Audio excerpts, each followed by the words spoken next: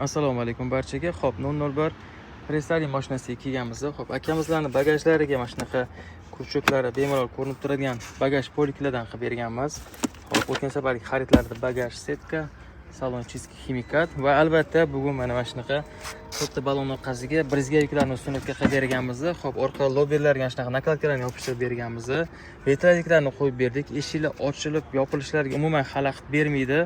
Xo'p, original osvejitellardan qilib berganmiz. Bu safargi xaridlarida.